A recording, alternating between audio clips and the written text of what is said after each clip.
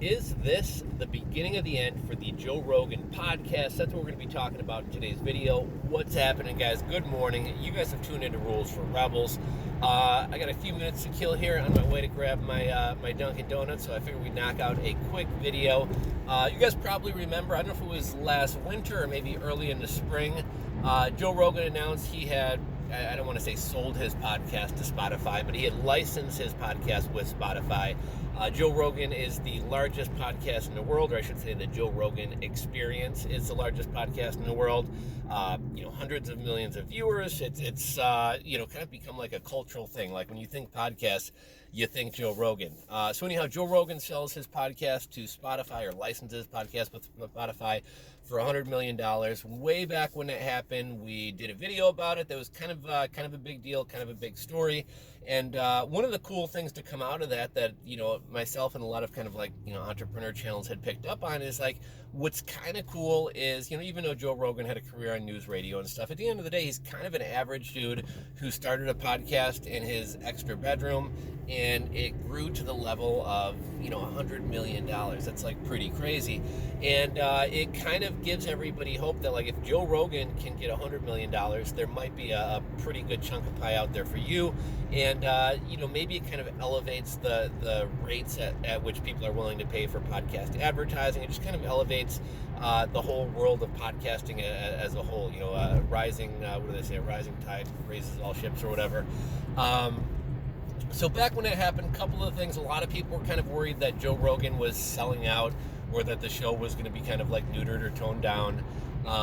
So that's one thing a lot of people thought. A lot of people were wondering about the video aspect of the Joe Rogan podcast, because, on YouTube you can kind of see the video, see what's going on. Sometimes they'll show some clips. And Spotify previously had been kind of an audio-only platform. So it was announced that Spotify will have the video aspect of the Joe Rogan podcast, or the JRE experience, as well. So that was all announced, months and months ago. So apparently it just debuted on Spotify. I haven't really been watching a ton of Joe Rogan lately. I kind of go through phases where, like, I get obsessed and I'll listen to it every day for, a week or a couple weeks, and then I kind of fall off and won't listen to it for a while unless he's got like a really interesting guest, or somebody's like, hey, did you see the recent, episode? And then I'll check one out.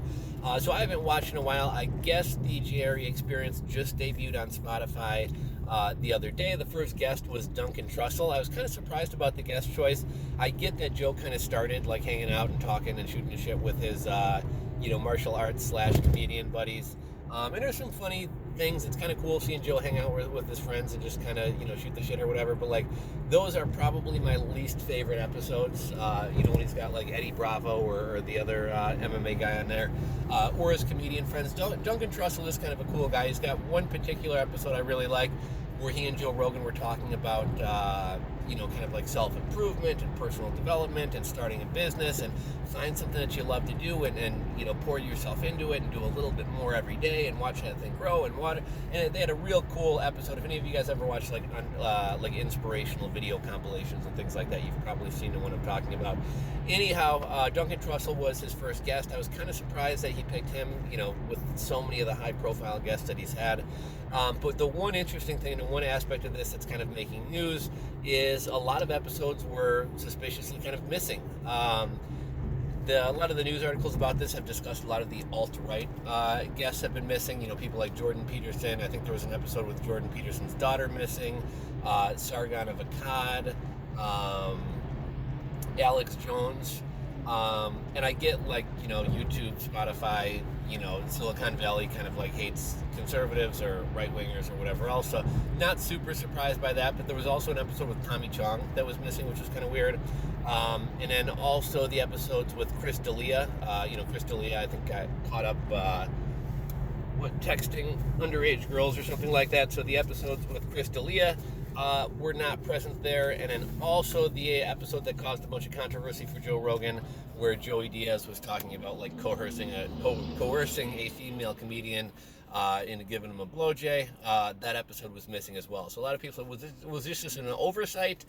In which case it would be kind of like an interesting or curious oversight, like the episodes that kind of got left out, and all the normal ones kind of made it in. But I guess that's kind of where the title, is this the end of the Joe Rogan podcast? I guess that's where this aspect of it comes in. Can you take $100 million from Spotify and still have all the freedom and autonomy that you had before?